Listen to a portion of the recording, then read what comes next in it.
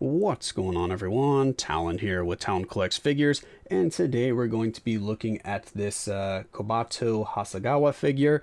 I picked her up a little while ago after watching the anime. Well, actually, I had watched the anime quite a while before picking her up, but when I was getting into my figure collecting a little more heavily, I was just looking for characters that I liked from animes that I enjoyed watching, and she was one of those on the list. I really liked the anime, and so I was just looking for characters from that anime, and I do have a few accompanying characters to go with her, which I haven't recorded those videos yet, but maybe by the time you watch this one, you'll see those up as well. We have a Yozuro and a Senna to go with her. But anyway, let's take a look at a Kobato here. So she's another Kotobukiya figure. As you know, I do like my Kotobukiya figures. And she's also another figure that I picked up without the box. So I bought her on eBay back in May of 2020. So May of this year. Well, actually, this year is going to be coming to a close pretty soon, so maybe it's the previous year for you guys watching now. But yeah, I picked her up for only $62, so I was quite happy with that particular pickup because at that time I wasn't really finding her for much cheaper than that, and this was like new. Sure, it didn't have the box, but again, at that time I wasn't too concerned about the boxes. I was mainly just looking for getting figures cheaper basically so I could get more figures. So you know, the cheaper I could get them, the more figures that I can buy, and that was pretty much one of the reasons why I picked her up. And I was very happy with the pickup. She came very well packed. There was no damage on the figure herself, but shortly after I got her and had her on display, I was moving around my kind of figures and rearranging them, and she actually got knocked over and fell behind one of my dressers. And this right here, this pigtail right here, actually got broken off, which I was really sad about, but luckily it glued on very easily and it doesn't seem to be very noticeable, and it is on there pretty good now thanks to some super glue. But yeah, it was pretty much just glued on to start with anyway, because when it broke off, there was just one of those little plastic nubs on there that you kind of put it into socket with. So I just put some glue in that socket and then pushed this back on, and it seemed to have glued her together quite nicely, but I thought I'd mention that just because. And as you can see, there's not really any other damage on the figure here. She looks really good. She's got her Usagi here, her little rabbit.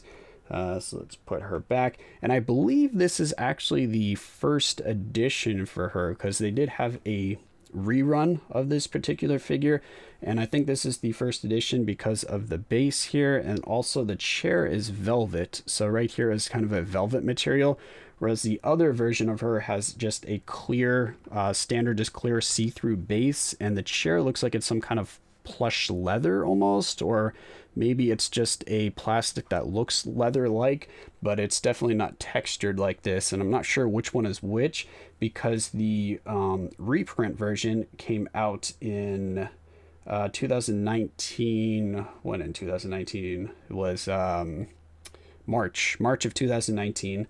So yeah, March of 2019 was the reprint, and the original version was back in October of 2013. So pretty big difference there, 2013 versus 2019.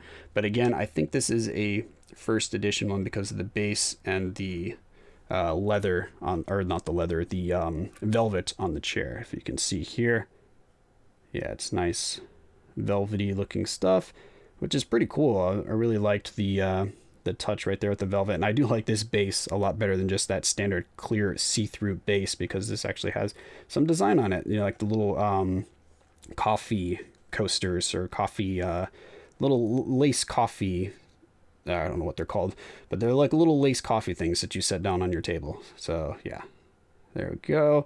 Get some close-ups of her.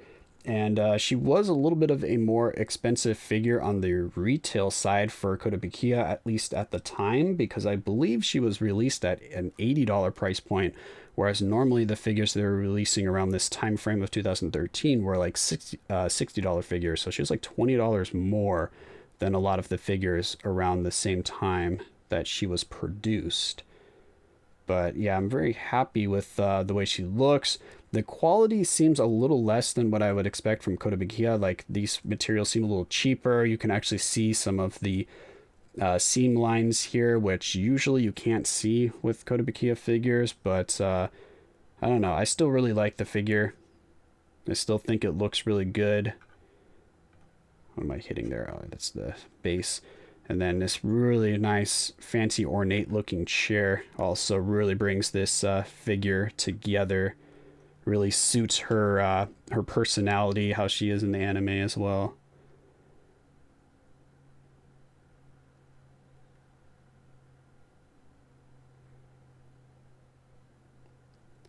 Yeah, but again, feels a little bit different material than what I expect from Kotobukiya. She does have that kind of translucent hair that they do quite a bit on their figures.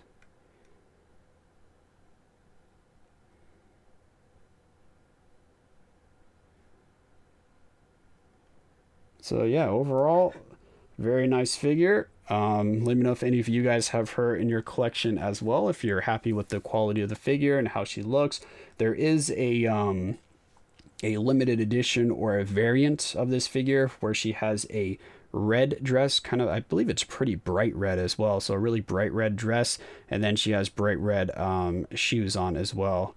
So that is the limited edition version, which I think I prefer this version here, just because, you know, she does wear dark clothes in the anime. She's afraid of the sunlight. Yeah, so I think this one suits her better than kind of that bright color. But I still think it looks pretty good with the bright color as well. So I wouldn't mind actually having both of them in my collection, but the other one is a little harder to find, so I'd have to find it for a decent price to be able to pick up the other variants, and then I'd probably put them next to each other. So if I ever find that one for a good price, I might pick it up. But for now, I'm content having her in my collection here. So she's gonna go next to the other two from the anime, and I don't believe they have any of the main character as well, which I always forget his name. But yeah, it's funny. I watch a lot of these animes, even the animes that I really like.